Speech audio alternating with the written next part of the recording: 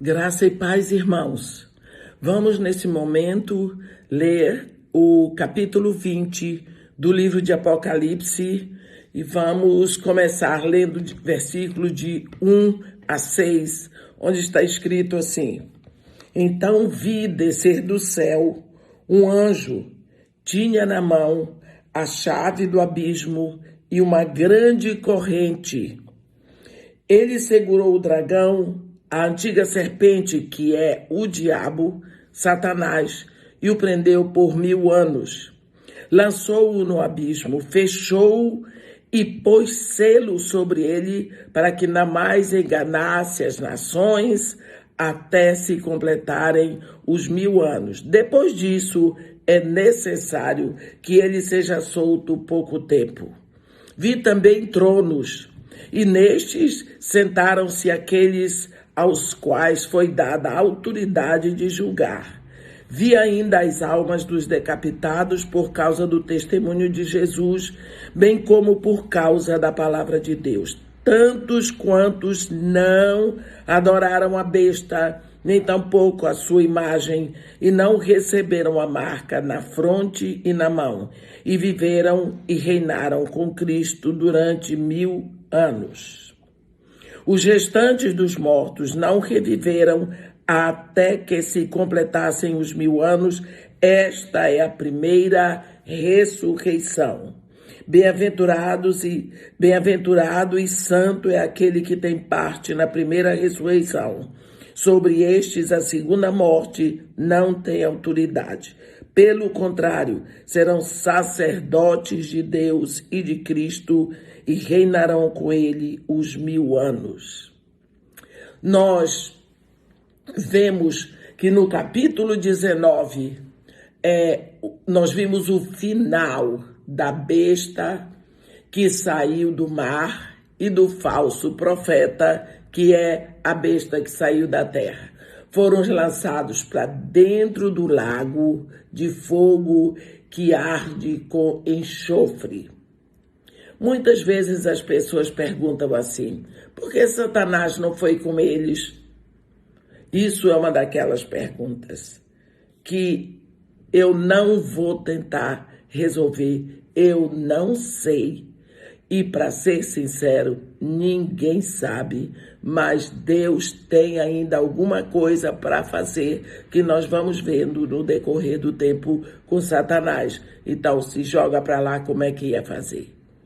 Agora, nós vemos que no capítulo 20, esse que nós estamos estudando hoje, vemos que dizer que vi descer do céu. Preste atenção o que está escrito. Desce do céu um anjo.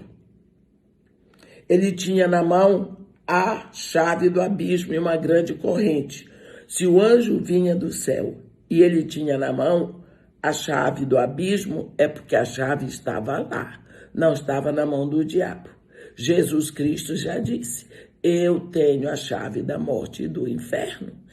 No capítulo 9, nós vimos que a chave foi dada àquela estrela que abriu o poço do abismo. Então, a chave do abismo não está na mão de Satanás.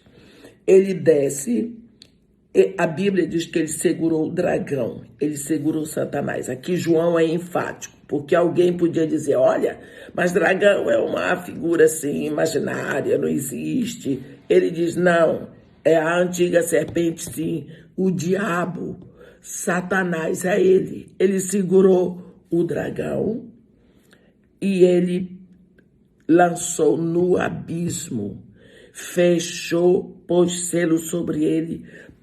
E cadê? Cadê o poder do diabo?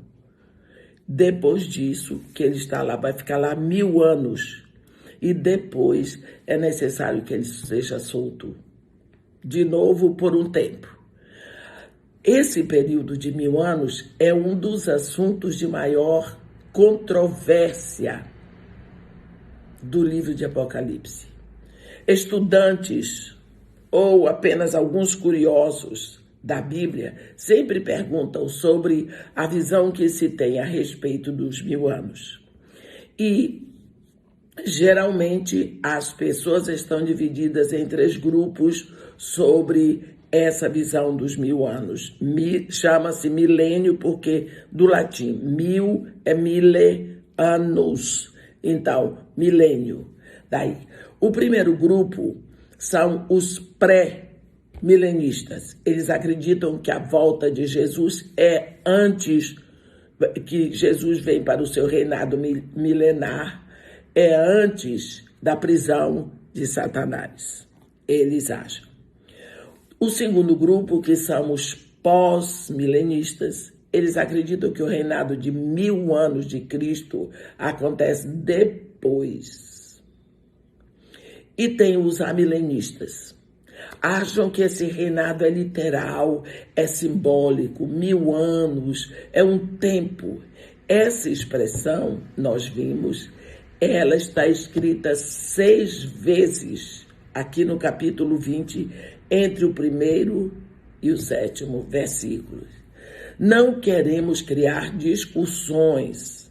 Paulo, em 2 Timóteo 2, no versículo 23, ele diz que devemos repelir as questões insensatas, pois engendram contendas. É melhor não discutir, caímos no erro de poder inventar alguma coisa, e a Bíblia é muito clara, nós vamos ver no final de Apocalipse, com maldição para quem acrescenta alguma coisa nessa profecia ou para quem tira. Nós sabemos que o milênio ainda não aconteceu, porque sabemos que Satanás está solto, vivo e ativo no planeta Terra. Então, o milênio está no futuro. Não importa qual a visão de cada um de nós. Devemos, no entanto, ser encorajados pela certeza de que o diabo e a sua má influência um dia serão eliminados totalmente. É melhor ser, nesse caso, pan-milenista. Olhar para frente, sabendo que o reinado eterno de Cristo acontecerá. No versículo 4, aqui, nós vemos assim: vi também tronos, e nestes sentaram-se aqueles aos quais foi dada a autoridade para julgar. Assim nós vemos aqui que os santos, a noiva, junto com Cristo, reinarão e julgarão as nações. Quando se fala primeira ressurreição, não morrerão mais, pois nasceram 2 vezes. Você nasce do corpo da sua mãe e você nasce no espírito. Você só vai morrer no corpo, o espírito. Então, se você nasceu 2 vezes, você só morre uma. Não morrer, se nasceu no espírito, nunca mais morre. O livro de Apocalipse não está falando de segunda ressurreição. Quando os mortos na impiedade ressurgem, é para serem julgados. Jesus menciona isso como ressurreição para a condenação. Significa que aqueles que não estão em Cristo, eles serão julgados pelos seus atos. E as suas obras, por obra ninguém é salvo. Então, como Jesus Cristo diz, ressurreição para a condenação. Vamos ler a partir do versículo 7 agora. Quando, porém, se completarem os 1000 anos, Satanás será solto da sua prisão e sairá a seduzir as nações que há nos 4 cantos da terra, Gog e Magog, a fim de reuni-las para a peleja. O número desses é como a areia do mar. Marcharam então pela superfície da terra e sitiaram o acampamento dos santos e a cidade querida. Desceu, porém, fogo do céu e os consumiu. O diabo, o sedutor deles, foi lançado para dentro do lago de fogo e enxofre, onde já se encontram não só a besta, como também o falso profeta, e serão atormentados de dia e de noite pelos séculos dos séculos. Então, tá vendo? Aqui nós vemos, João diz que quando termina o período de 1000 anos, Satanás será solto de sua prisão e sairá o sedutor para seduzir as nações dos quatro cantos da terra. O resultado disso será a batalha do final dos tempos, que nós chamamos Armagedon. Por quê? Porque ela será ali, naquele lugar, em frente às montanhas do Megido. Então, aquelas montanhas viram todas as saídas e entradas, presenciaram aquelas batalhas, agora vão presenciar a última ali no Vale do Megido. Nós vemos que as cenas de Apocalipse não são apresentadas em ordem cronológica. Repetimos, algumas pessoas acham que Gog e Magog são nações que resistem às leis de Deus. Mas Gog, você vê no capítulo 38 e 39 de Ezequiel, Gog, volta o teu rosto contra Gog da terra de Magog, príncipe de Ros, Meseque e Tubal. Nós vemos perfeitamente que se trata que Gog é de Magog, ele é um líder, ele é um homem, esse homem vai fazer uma colisão terrível com os povos ali do norte da Europa e os árabes e vai invadir Israel para acabar, para varrer. Só que ele não vai conseguir e os judeus não vão ter que lutar porque Deus sozinho vai eliminá-los.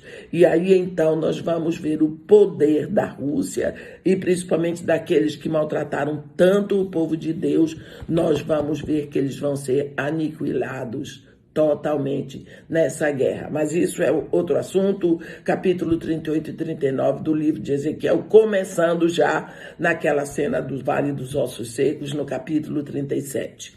Vamos ler de 11 a 15.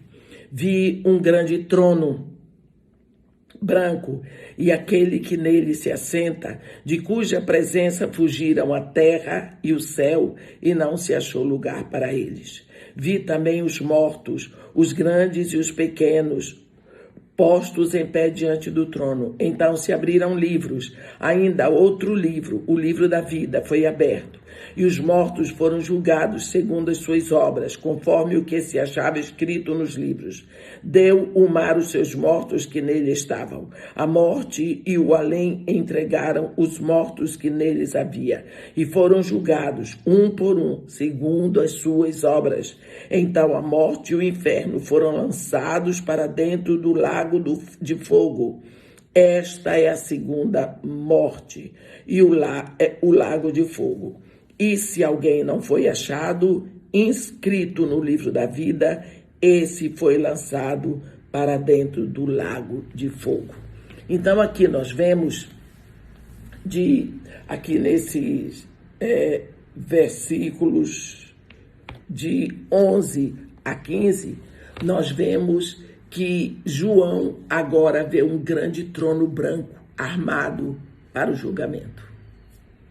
Diante desse trono comparecem mortos, todas as pessoas que já morreram. Às vezes nós pensamos, mas foi para o fogo, morreu no acidente de avião, morreu no mar, no naufrágio, como é que vão ressuscitar? Deus está dizendo que a morte traz. A morte levou, a morte traz. O mar, quem morreu lá, quem foi queimado no fogo e desapareceu, vão ressuscitar, sim. E a Bíblia diz que abrem-se muitos livros, porque esses agora, eles não são julgados como nós fomos, eles serão julgados pelo que eles fizeram. Nós que aceitamos a obra de Cristo por nós, seremos julgados pela obra de Cristo. Então não tem julgamento. Por quê? Porque Cristo fez a obra completa.